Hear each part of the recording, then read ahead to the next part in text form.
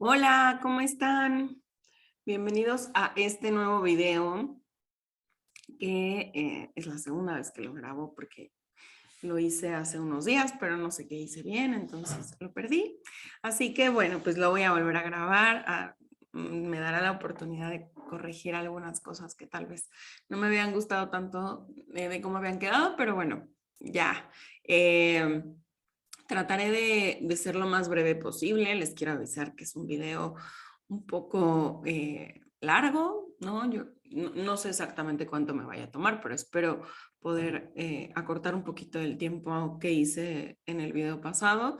Y pues bueno, lo que quiero hacer con esto, había pensado irme como por otro lado al principio, pero me pareció importante poder como aclarar y platicar un poquito de temas técnicos, o sea, de qué estamos hablando cuando hablamos de la cultura de las dietas, de qué estamos hablando cuando hablamos de la gordofobia y de qué estamos hablando también cuando hablamos del body positive. Em, Voy a enfocarme principalmente en los primeros dos, en cultura de las dietas y en gordofobia. Si me da tiempo y si veo que estamos como en tiempo, vemos body positive. Si no, después tal vez lo explico con alguna publicación, porque eso es más breve y no necesita como tanto. Pero me interesa como empezar a entender y que todos podamos diferenciar de qué estamos hablando cuando hablamos de esto, ¿no? Entonces, bueno, pues vamos a empezar para poder tener un buen tiempo. Espero que para este video ya lo haya podido hacer también en podcast eh, para, para Spotify y que puedan escucharme en otra plataforma, pero bueno, si no, prometo que pronto, muy pronto, así va a ser. Pero bueno, vamos a empezar. ¿No? Vamos a hablar de la cultura de las dietas y me interesa iniciar aclarando que cuando hablo de la palabra dieta, yo sé que tiene un significado distinto, ¿no? Si nos basamos en los términos correctos y en la Real Academia de la Lengua Española, dieta es eh, cualquier tipo de alimentación, ¿no? Lo que hacemos para alimentarnos, la forma en la que nos alimentamos. Eh, Sin embargo, cuando hablo de la cultura de las dietas, en este caso y en muchos casos referentes a todos estos temas, me refiero a lo que todos tenemos culturalmente entendido como dieta, que es esta forma de alimentarnos que es restrictiva y que busca la pérdida de peso, ¿no? Entonces, bueno, eh, ¿qué es la cultura de las dietas o cómo está definido la cultura de las dietas? Voy a estar leyendo de pronto algunas cosas porque las tengo aquí anotadas para que podamos ir platicando sobre ellas. Entonces, bueno, me verán, quienes me estén viendo, me verán hacer aquí algunos movimientos. Bueno, ¿qué es la cultura de las dietas? La definición como tal es un conjunto de creencias que principalmente lo que hace es establecer jerarquías corporales, es decir, lo que establece es que ser delgado es valioso y es deseable y también significa estar sano. Y por el contrario, que los cuerpos gordos están mal, que los cuerpos gordos son lo opuesto, ¿no? No son deseables, no están bien y no son saludables. Promueve la pérdida de peso y cambios en la forma del cuerpo con la finalidad de acceder a un estatus mayor. ¿Ok? Entonces, a eso nos referimos con jerarquías corporales. El estatus mayor que te da y que todos conocemos que nos da el tener un mejor cuerpo, entre comillas, eh, o un cuerpo más delgado y más estético, también entre comillas. También lo que hace la cultura de las dietas es demonizar ciertos alimentos y glorificar otros, ¿no? Eh, eh, Habla de toda esta comida chatarra, de la comida que no debemos comer, que le hace daño a nuestro cuerpo, y glorifica todos estos alimentos que son exclusivos y que aparte son inalcanzables para la mayoría de la población, entonces que lo hace aún más selecto, ¿no? Quien pueda alimentarse de esto que es maravilloso y que va a venir a reestructurar toda mi flora y entonces solamente tiene acceso a esos alimentos cierto tipo de población. O que también hacen fenómenos como con alimentos como el apio, que antes era mucho más barato y desde que se empezó a glorificar, no estoy diciendo que el apio no sea bueno, pero que desde que se glorificó, entonces el apio tuvo un disparo en el costo, ¿no? Y así con muchos productos. Bueno, ¿y qué nos hace creer? ¿Qué nos hace creer la cultura de las dietas, no? Nos hace creer primero que hay una forma correcta de comer. Eso quiere decir que todos deberíamos comer de la misma forma o de una forma similar. En realidad, les voy a compartir después en las historias, o a ver, sí, seguramente en las historias esta semana, un post que hace Raquel Lobatón respecto a fotos de familias, la despensa de las familias de diferentes lugares del mundo, ¿no? Y está increíble porque son despensas abismalmente distintas, abismalmente, o sea, no crean que se parecen, ¿no? Ah, no, o sea, cosas que dices, ¿cómo? ¿A poco comen así? ¿No? O sea, de verdad, no, solamente eso nos confirma que no hay formas correctas de comer, ¿no? Que todos tenemos costumbres y tradiciones distintas, culturas, prácticas, tiempo, dinero, muchos factores que influyen en la forma en la que mi familia y yo comemos. También nos hace creer que requerimos una guía externa que nos diga qué comer y que no, y nos dice también que no podemos confiar en nuestro cuerpo, ¿no? O sea, yo necesito ir con un nutriólogo a que me diga, que me dé una hoja y me diga qué porciones, en qué cantidad, cuánto tengo que comer, cuándo sí, cuándo no, porque ellos saben mejor que yo lo que mi cuerpo necesita. Y entonces me baso en una hoja, en porciones, una palma de la mano, 3 almendras, etcétera, porque yo no sé, ¿no? Porque yo soy insaciable, ¿no? También fomenta esta idea de somos insaciables y no nos podemos controlar y entonces necesitamos que alguien venga y nos diga cuánto tenemos que comer para poder ser saludables. Yo no puedo confiar en mi cuerpo. Y bueno, también nos hace creer en esta promesa, ¿no? Nos hace una promesa, falsa promesa de que entre más delgada sea o entre más me acerque a la delgadez, más feliz voy a ser, ¿no? Entonces, eso me hace buscar la delgadez a costa de lo que sea. Y bueno, ¿qué pasa con la cultura de las dietas? Realmente la cultura está presente en todos lados, en todos, en la publicidad, en los medios, en las redes sociales, en los retos que hacen en los 28 días de detox, en el reto 21 de keto. Todo el tiempo nos están diciendo, tienes que bajar de peso, ¿no? En las fotos del antes y el después, en todos lados vemos que lo que necesitamos hacer es bajar de peso. En los gimnasios, los médicos, ¿no? Todo el tiempo nos recetan lo que tú tienes que hacer es bajar de peso, ¿no? Que ahorita vamos a hablar un poquito más de eso. Cirugías, ¿no? Ya, mira, yo te propongo que te hagas la cirugía bariátrica porque eso te va a cambiar.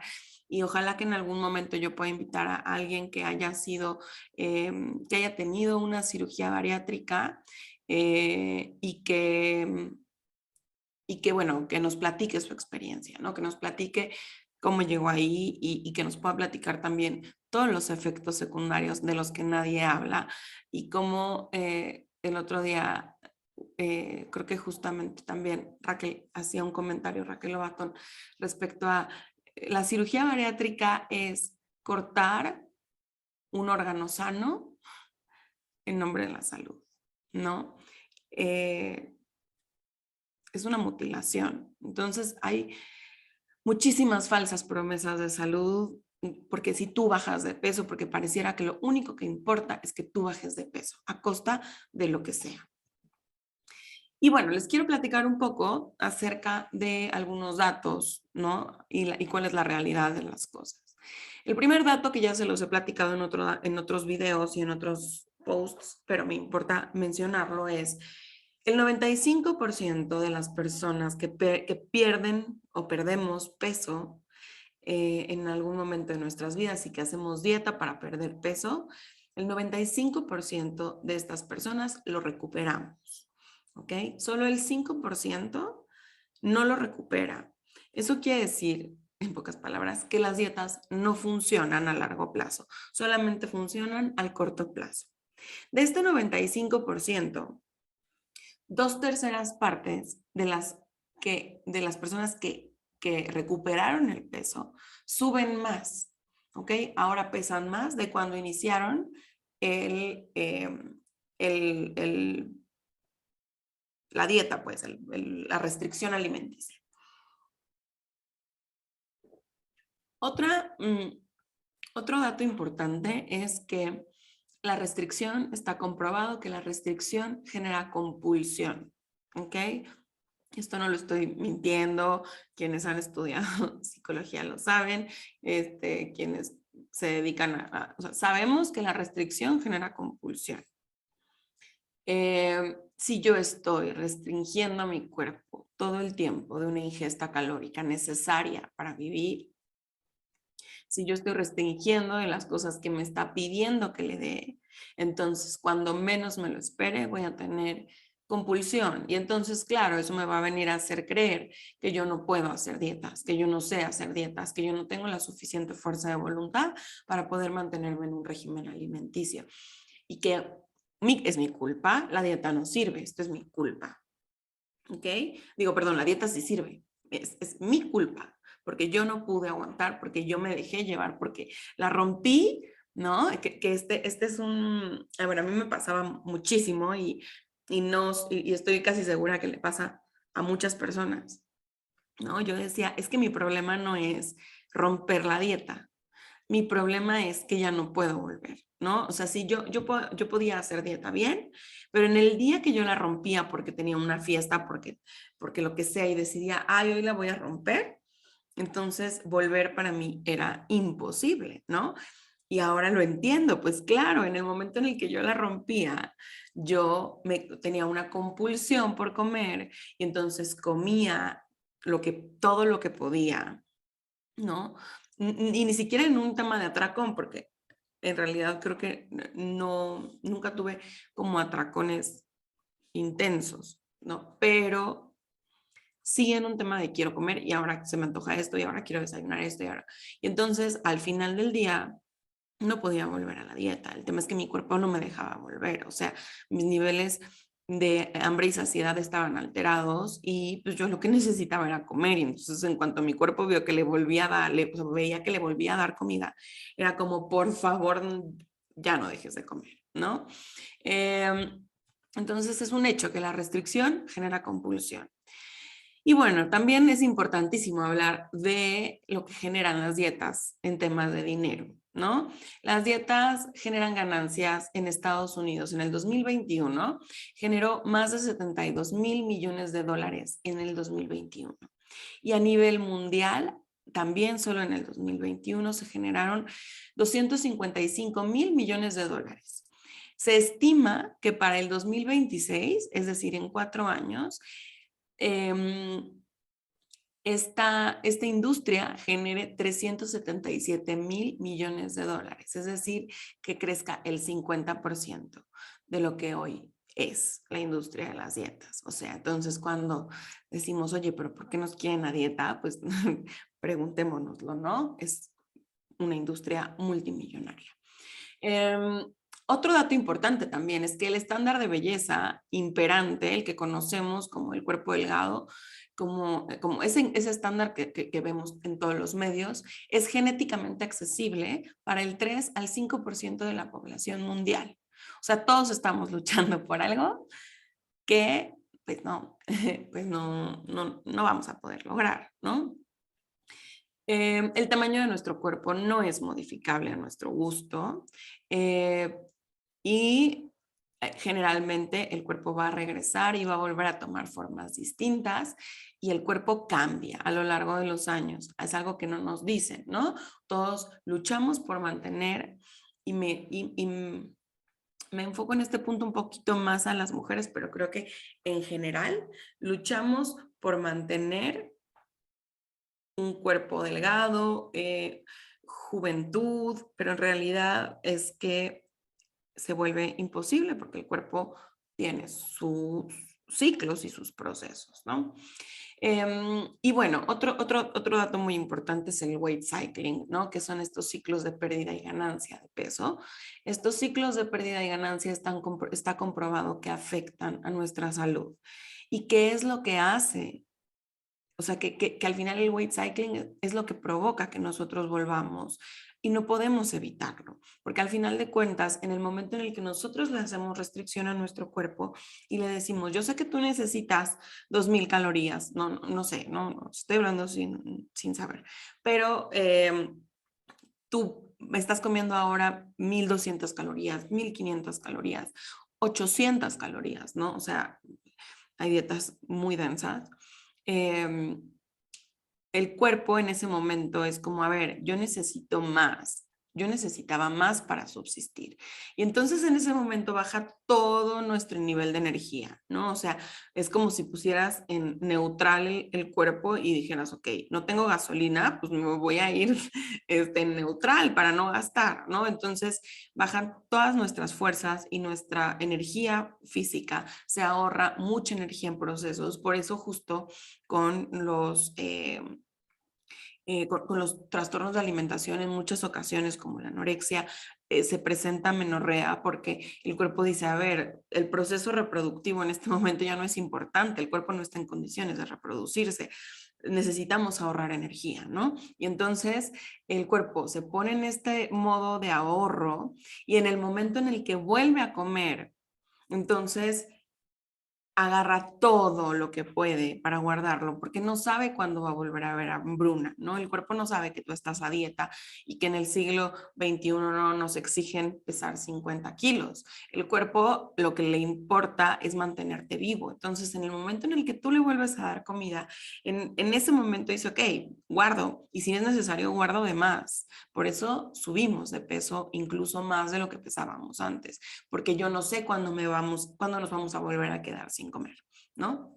Entonces, estos fenómenos de subidas y bajadas de peso se relacionan también con muchas enfermedades endocrinas que hoy se le adjudican a la obesidad, ¿no? Como la diabetes, como la tiroides, y al final de cuentas, en realidad pueden ser efecto y un efecto secundario importante de todos estos picos de subidas y bajadas de peso para el cuerpo. Y bueno, otro punto importantísimo también, me parece que se debe de mencionar, es que las dietas son el primer causante de los trastornos de la conducta alimentaria.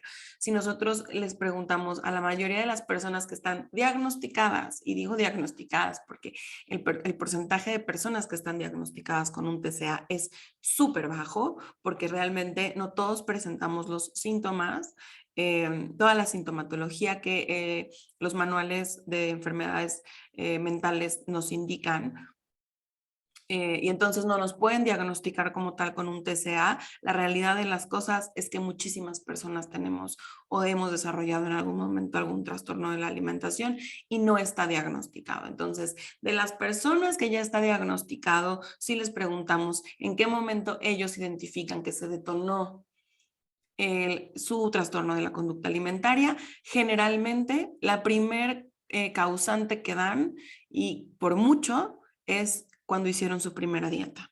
¿Okay? Entonces, las dietas son el primer causante de un trastorno de la conducta alimentaria. Y uno de cada 4 adolescentes que hacen dieta desarrollan un TCA. ¿Ok? Entonces, bueno, a grandes rasgos, esto es la conducta, esto es la cultura de las dietas. Es importante aclararlo para que entendamos el sistema en el que vivimos, porque es una cultura que está absolutamente respaldada por muchas instituciones y por las comunidades de las comunidades mejor posicionadas en el mundo, que son, por ejemplo, la comunidad médica.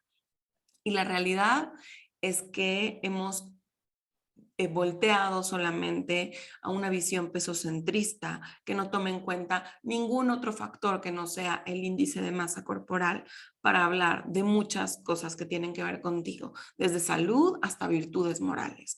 Entonces, bueno, eso es la cultura de las dietas, ¿no?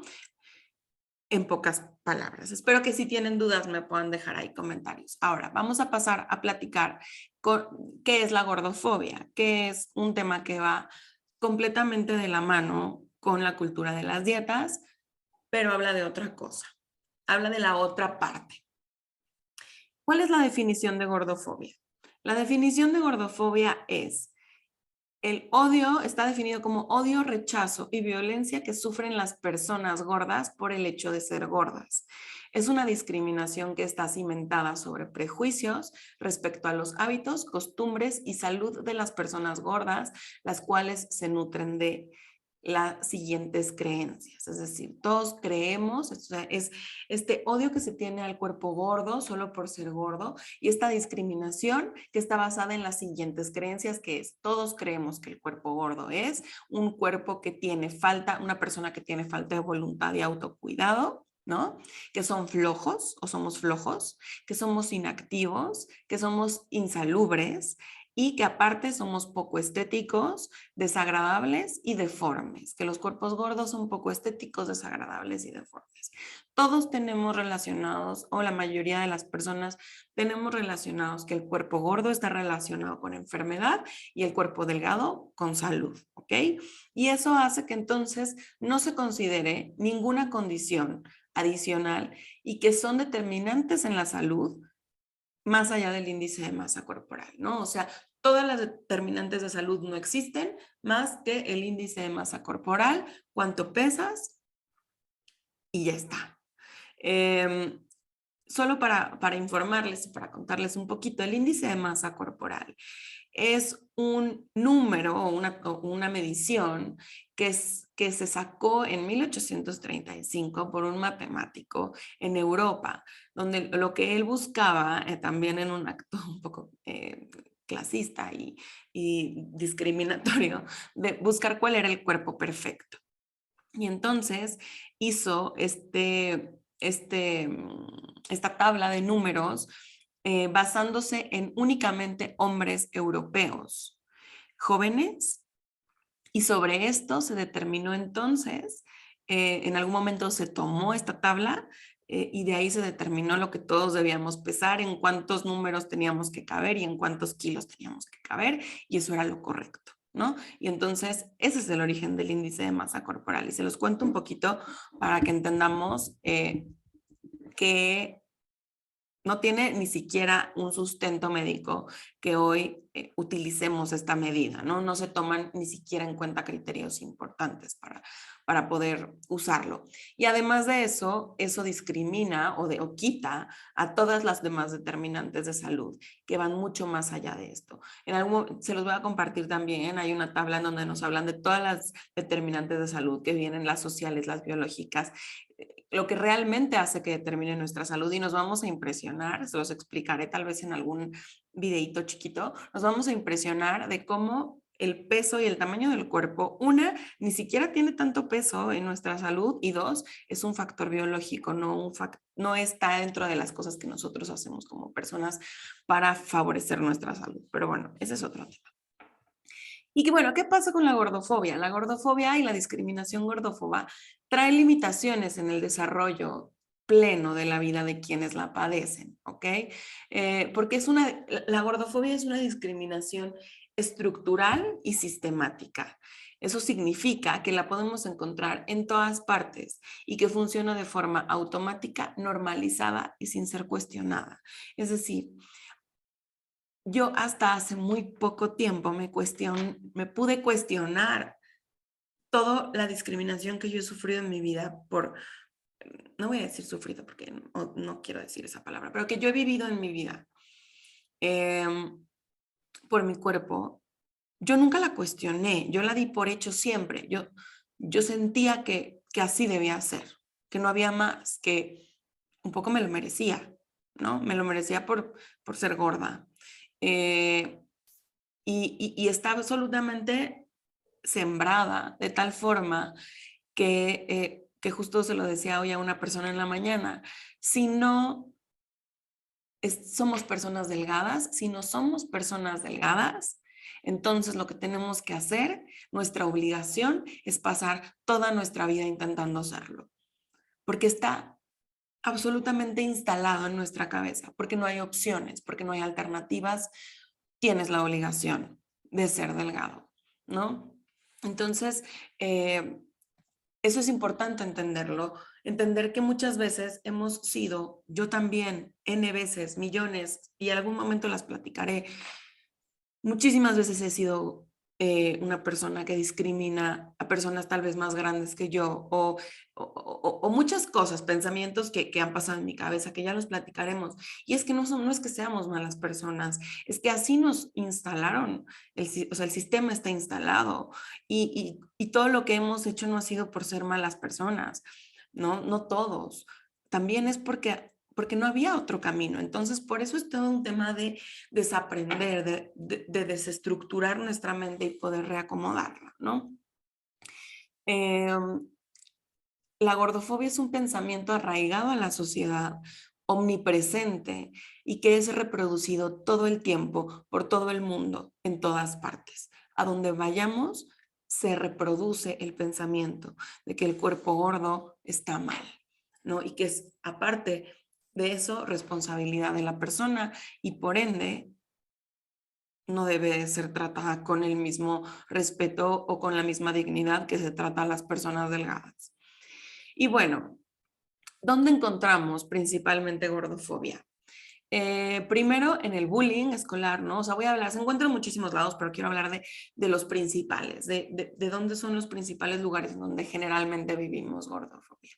Puede ser principalmente en la familia, ¿no? O sea, desde el núcleo familiar, que es muy normal y es súper común que pase. Después en el ámbito escolar, ¿no? Ante las jerarquías corporales, entonces hay bullying, hay todas estas historias de yo siempre era la última que me escogían en los equipos porque era gorda. Digo que en mi caso no siempre fue así, pero de cualquier forma sí me pasó muchas veces, pero es algo que escucho constantemente o en que nos molestan o el que come todo, el que, ¿no? O sea, justo está en la película de Matilda, ¿no? O sea, Bruce, el gordo, el que se acabe el pastel, el que se puede acabar el pastel. Eh, todo el tema de acoso, ¿no? El tema de acoso me refiero ni siquiera a un tema de acoso, o sea, el acoso gordo es en todos lados, ¿no? Todo mundo cree tener derecho de opinar sobre los cuerpos de las personas y sobre todo de las personas gordas, ¿no? Todas las anotaciones de si subiste, si bajaste de peso, qué debes comer o qué no debes comer, recomendaciones de un nuevo nutriólogo sin pedirlas, ¿no? De, ay, fíjate que a mí me fue súper bien y te quiero platicar porque a ver si tú vas, medicamentos que debes de tomar, intervenciones quirúrgicas, todo el mundo hace comentarios, todo el mundo opina de, oye, fíjate, todo el tiempo, ¿no? Eso es acoso. Comentarios que vienen de personas, o sea, puede ser comentarios que vienen de personas de la calle o personas familiares, ¿no? Incluso familiares, o sea, por ejemplo, una vez me acuerdo perfecto que iba llegando una comida familiar y estaba unos tíos, hermanos de mi abuela, unos tíos abuelos, o sea, ni siquiera eran tíos cercanos que veía con frecuencia. Y entonces cuando llegué con mi tío, o sea, lo saludé y no sé qué, y entonces llegué con mi tío, yo tenía, no sé, 14 años, 15 años, no sé. Y entonces llego y yo, hola tío, no sé qué, lo saludo y me dice, oye, ¿tú cuándo vas a bajar de peso, eh? ¿Cuándo piensas ponerte a dieta? Y yo, o sea, imagínense el nivel de violencia, ¿no? ¿Qué dices? O sea, mi única respuesta fue, sí, tío, ya sé, ya me tengo que poner a dieta. Sí, sí, sí, porque estás engordando mucho. Em, obviamente yo me salí de ahí, ¿no? Me fui, me acuerdo que me fui a esconder como unas escaleras ahí que había de servicio en la casa de mi tía y le llamé a mi mamá y me puse a llorar y le dije, es que mi tío me dijo esto, Obviamente, pues mi mamá me tranquilizó, me dijo, no le hagas caso, no sabe lo que dice, eh, pero la herida está ahí, se quedó para siempre, ¿no? O sea, lo recuerdo con mucho dolor y con mucha rabia también, ¿no? Yo creo que un tema que ocurre mucho en este movimiento es que se llegan a lugares de mucho enojo y, y cómo no, ¿no? Cómo no, porque la discriminación es brutal. Em, por ejemplo, también me acuerdo alguna vez, ¿no? Y estoy poniendo ejemplos de acoso porque me interesa que lo entendamos, ¿no? Que entendamos qué ocurre afuera y qué ocurre también en la mente de quien lo vive. Me acuerdo que una vez iba en el coche, iba manejando, creo que camino a la universidad, y no me acuerdo qué hice, o sea, me le cerré a alguien, no me acuerdo, o sea, algo hice mal, y me tocaron el claxon, y entonces yo traía el vidrio abajo, pero se me veía, o sea, como del hombro hacia arriba, ¿no? Yo traía el vidrio abajo, y entonces el tipo que me tocó el claxon pasó y me gritó, pinche gorda, ¿no? Y entonces yo me acuerdo que me dolió muchísimo, porque aparte mi pensamiento no fue un ¿qué le pasa? ¿Por qué me insulta? O sea, no, nada, no. Mi pensamiento fue, eh, ¿cómo se dio cuenta? ¿Cómo se dio? ¿A poco se me nota desde donde estoy sentada, con la puerta del coche tapándome 3/4 partes de mi cuerpo y solo se me ve la cara y un poco el hombro? ¿A poco se me nota que me veo gorda? ¿No?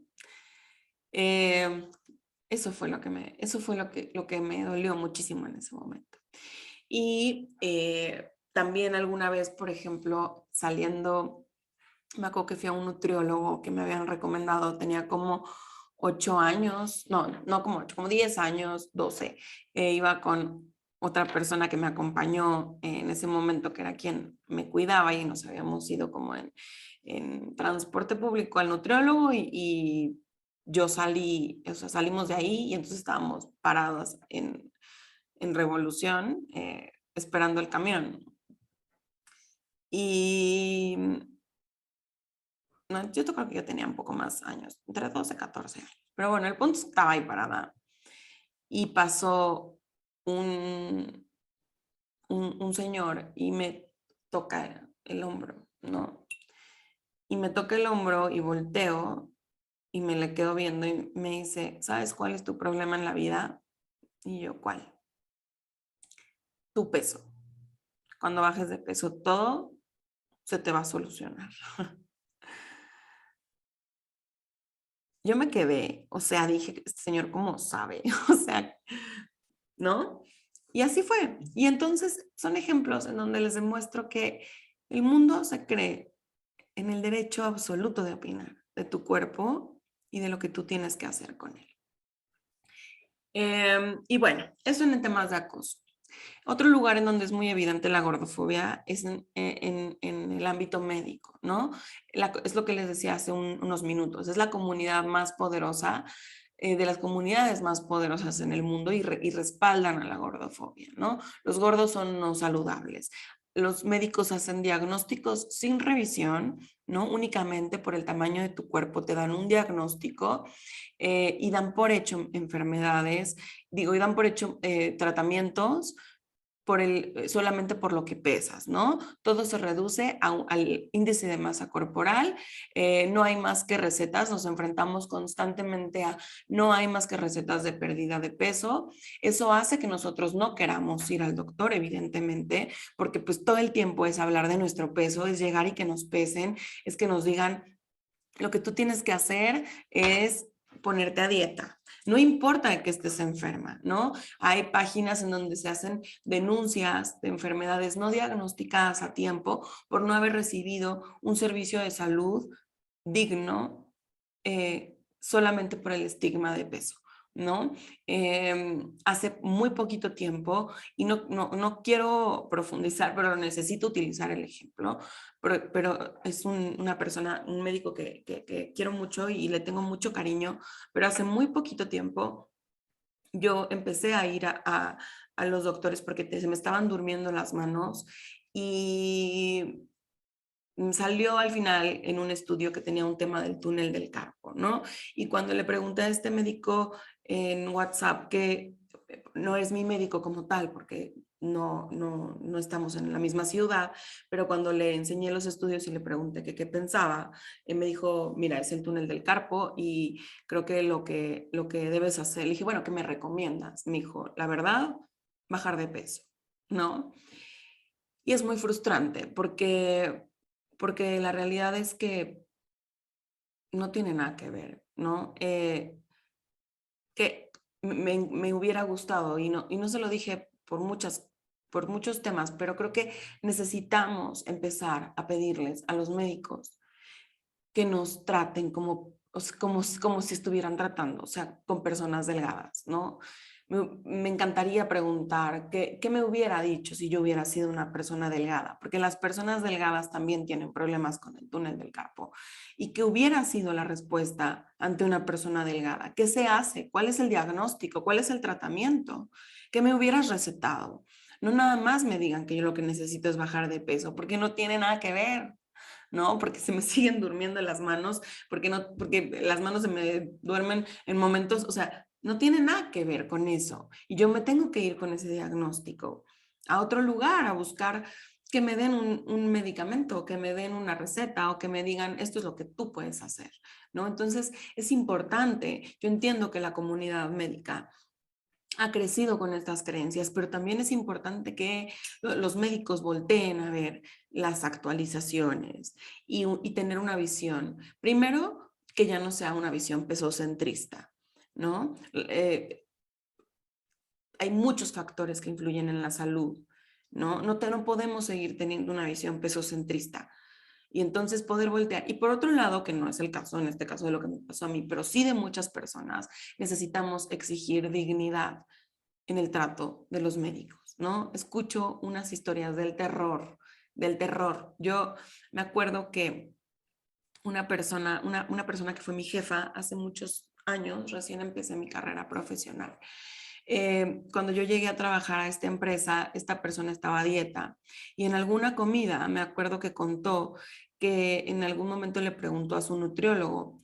No era una persona con, con con un cuerpo muy grande, ¿no? Era una persona que sí podíamos denominar como una persona gorda, pero no era una persona con un cuerpo muy grande. Y entonces me acuerdo que esta persona platicó, que le preguntó al nutriólogo que qué haría, que qué hacía si se le antojaba comerse algo más, ¿no?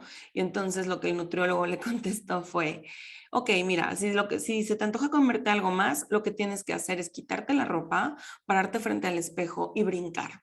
Y cuando veas cuánto tiempo se tarda tu piel en parar de moverse, a ver si se te sigue antojando comerte otra cosa. Qué violento, ¿no? Eso es lo que se vive de este lado. Qué violento. ¿Cómo esas personas pueden tener cédula profesional? ¿No? ¿Cómo pueden decir que les importa la salud de alguien cuando les vale madres la salud mental? ¿No? Entonces son ejemplos de cómo la comunidad médica necesita urgentemente hacer cambios en su forma de percibir la salud. Y bueno, les invito a buscar, ¿no? Por ejemplo, hay mucha gente que me dice, entonces, si no fuera un tema de salud, el gobierno no se quejaría tanto de que es un gasto y no invertiría tanto en el tema de que adelgacemos, porque, y cuando me dan esos discursos, me da risa, porque en realidad es que si volteamos a ver, no hay ningún país que haya logrado disminuir su tasa de obesidad, y lo digo entre comillas obesidad, porque es un término que no utilizo, pero no hay ningún país que haya logrado disminuir su tasa de obesidad, ¿no? Al contrario, ha aumentado. Hoy somos un país en México con el 71% de personas con sobrepeso. Y sobrepeso también lo digo en comillas, porque la palabra sobrepeso, o sea, nadie habla de, oye, lo que deberíamos de medir es 1,70 y si tú mides 1,90, entonces tú tienes sobrealtura, ¿no? Pero bueno, somos un país con el 71% de personas con sobrepeso. Eso nos indica que ha aumentado la tasa y en teoría es cuando más dietas hacemos y cuando más la industria de la dieta está en su boom. Entonces, ¿qué me indica? Que las dietas engordan, que las dietas engordan en realidad, ¿no? Que nos están haciendo daño en todos los sentidos de la salud, ¿no? Los invito a que visiten gobiernos como el gobierno, o sea, páginas del gobierno como Canadá, que están siendo países que no están teniendo ya visiones pesocentristas y están enfocando los temas de salud en muchos otros aspectos y están teniendo muchos mejores resultados, ¿no?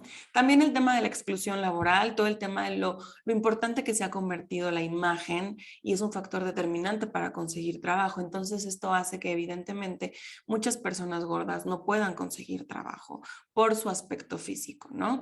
En algunos países se prohíbe ya el uso de currículums con foto, etcétera. Sin embargo, pues son prácticas que siguen ocurriendo muchísimo y que yo que trabajé 10 años en recursos humanos puedo decir, sin duda, el tema del aspecto físico es un factor determinante y discriminatorio para conseguir trabajo todavía en la actualidad, ¿no? También en otro lugar en donde se vive muchísimo la gordofobia es en la infrarrepresentación cultural y en el rechazo sexoafectivo, ¿no? El rechazo también es estético. Entonces, como decíamos hace ratito, los cuerpos gordos son cuerpos feos, desagradables, deformes. Esa es la idea que nosotros tenemos en nuestra mente. Y entonces, por esta razón es que no son percibidos en el mundo de lo bello, ¿no? No se pueden ver en el mundo de lo bello, no pueden aparecer, ¿no? Y eso hace que tengamos una representación, una infrarrepresentación cultural. Es decir, nosotros siempre somos los personajes malos, los personajes flojos, los personajes sucios, somos Úrsula, ¿no? En La Sirenita, somos... Celina en RBD, que era la que nadie quería y la que nadie pelaba y la que le decían Cerdina y todo estaba bien, que le dijeran Cerdina. Somos el tío y el primo de Harry Potter, que eran unos malditos y que todo el tiempo tragaban así atascadamente. Siempre somos esos personajes, ¿no? Somos la persona que jamás se van a enamorar de esa persona, que nunca le va a dar un beso a un guapo, que, o sea, nunca, siempre somos la representación más ínfima de los personajes en las historias culturales. No hay protagonistas gordos y ni personas con vínculos afectivos gordos en la mayoría de las representaciones que vemos en la cultura. Y entonces eso hace obviamente que nosotros no podamos tener una identificación, porque siempre nos tenemos que identificar con el peor personaje, ¿no? Nunca nos podemos identificar con la protagonista, esa se la tenemos que dejar a alguien más, ¿no? Por otro lado, no somos considerados ni deseables ni deseantes. Es decir, somos expulsados del vínculo sexual y romántico. Nosotros no podemos, ni nadie nos puede desear porque no se nos antoja tener nada con una persona gorda, ni tampoco ellos tienen deseo sexual. Del deseo sexual de los gordos no se habla, ¿no? O sea, damos por hecho que sigue siendo el virgen, el que nadie pela, el que no le importa su vida sexual porque pues no hace nada por su cuerpo, etcétera, ¿no?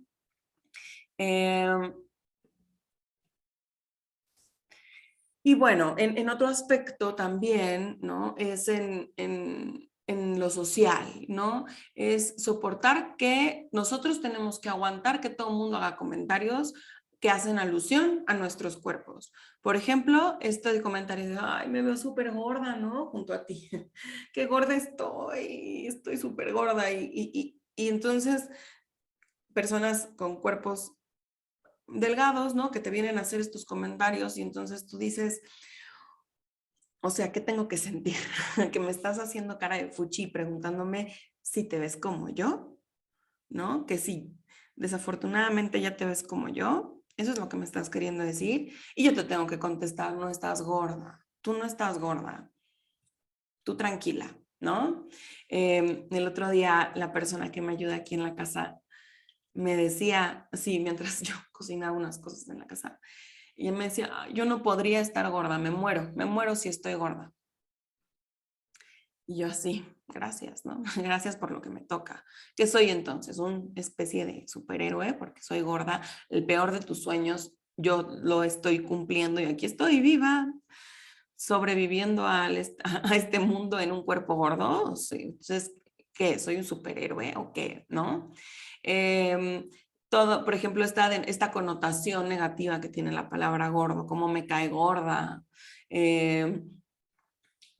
Este tipo de formas en las que la palabra gorda se utiliza para referirnos a algo negativo. Por ejemplo, el otro día una amiga fue a una juguetería con su hijo y con su esposo y entonces subió una historia de ellos en la juguetería y entonces sube como grabando unos osos que había así gigantes en una pared, como unas fotos de unos osos gigantes, que era una osa y un oso, ¿no? Y entonces el niño le pregunta, el niño, o sea, sube una historia de los osos grabando y escribe en la historia que su hijo le dijo, mira mamá, ahí están papá y mamá, refiriéndose a los osos, ¿no? Y entonces ponen la historia, mi hijo dice que somos su papá y yo, ¿por qué siempre nos compara, por qué siempre nos tiene que comparar con los gordos, ¿no? Yo de verdad digo, no se dan cuenta, no sé, la gente no se da cuenta, le vale madres quién los esté leyendo, ¿no? O sea, le vale madres el otro. Lo que te estoy diciendo es, ¿por qué me tienen que comparar contigo? Qué horrible, ¿no? O estos comentarios de, ya bajaste de peso, qué bien te ves. Me pareciera un comentario positivo porque nos están diciendo que nos vemos bien. Pero ¿qué hay atrás de ese comentario? ¿Qué significa ese comentario? Lo que significa ese comentario es, antes te veías mal, uno, ¿no? Punto número dos, te estoy vigilando. Te estoy vigilando y me doy cuenta que bajaste de peso. Pero así como me doy cuenta que bajaste de peso, también me voy a dar cuenta de que subiste. Así que tú dices, uno no sabe todo lo que puede estar reforzando cada vez que hablamos del cuerpo de esa persona, ¿no? O este comentario de, tan bonita tu cara, si tan solo tuvieras otro cuerpo.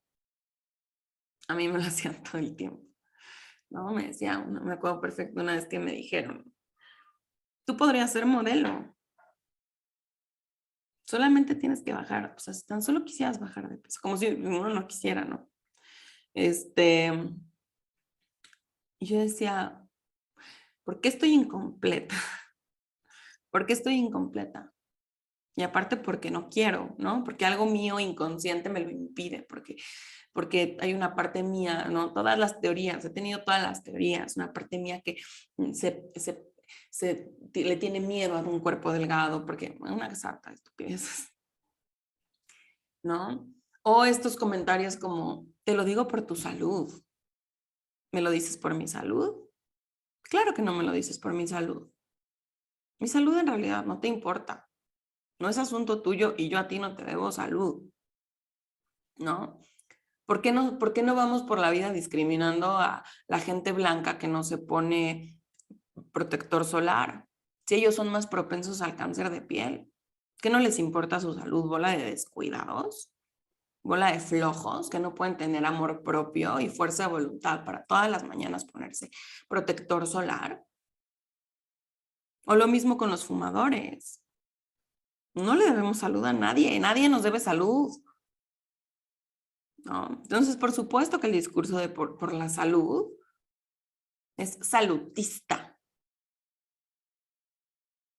infundado absolutamente, ¿no?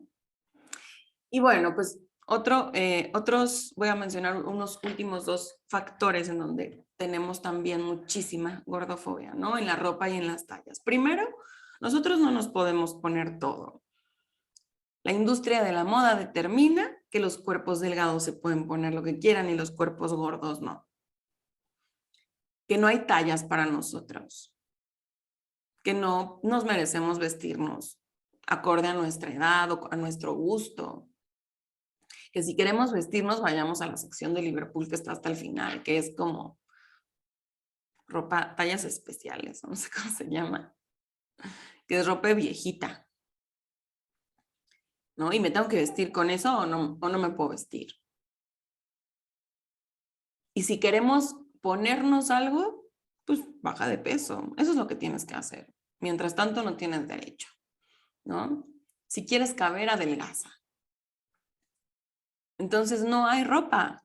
No hay ropa para nosotros. Siempre es un problema. Y para mucha gente, ¿no? Porque como les decía, muchos mexicanos tenemos cuerpos grandes, ¿no? Algunas tiendas tienen tallas, ¿no? Como, pero siempre son tallas curvy, tallas extra, tallas plus. O sea, la única tienda que yo conozco en donde puedo llegar y encontrarme en el mismo rack, talla desde la talla 0 hasta la talla 5X, es en Old Navy, en México. Esa es la única tienda en la que lo que me gusta de la tienda va a haber de mi talla.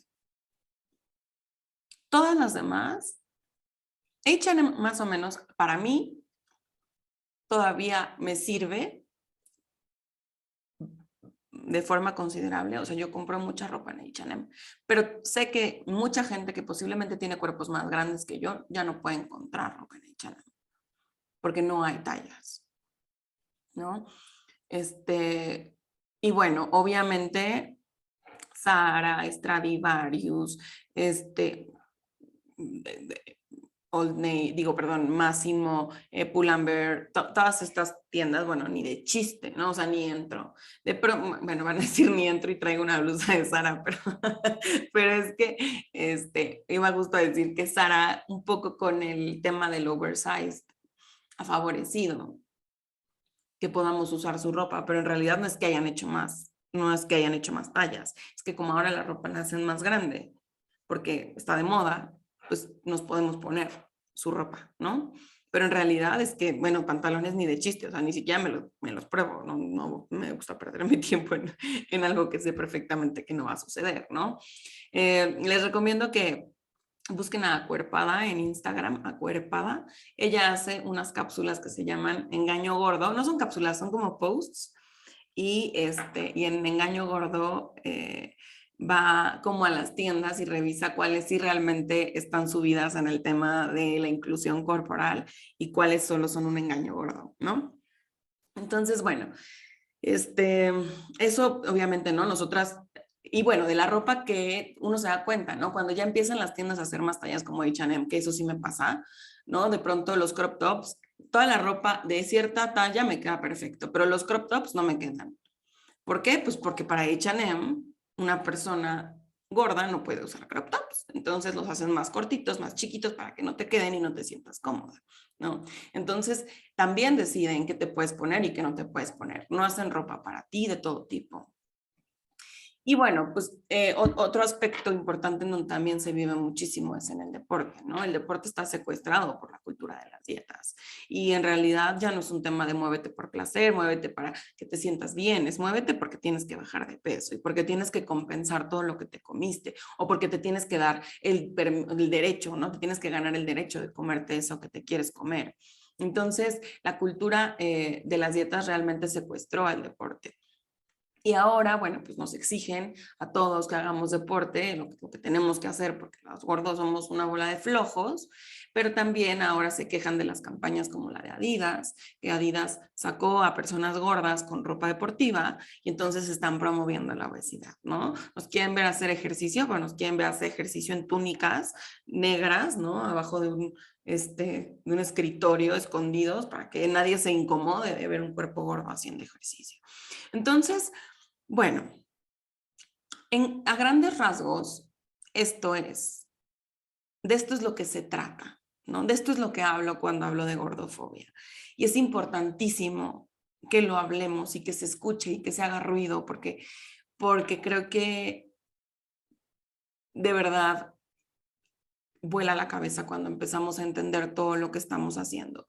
Y justo platicaba con una persona que conocí el sábado respecto a a un movimiento LGBT que ya en algún momento platicaremos, pero me decía, es que el poder entender la discriminación y el privilegio de unos, la discriminación de otros, nos va llevando a entender, entonces, si yo entiendo esta discriminación, puedo entender la siguiente, ¿no? Y entonces, cuando yo entiendo la discriminación que se vive y que yo tengo cercana, entonces me es mucho más fácil visualizar todo el tipo de discriminaciones que hacemos todo el tiempo, porque creemos que solo hay una manera correcta de vivir, ¿no?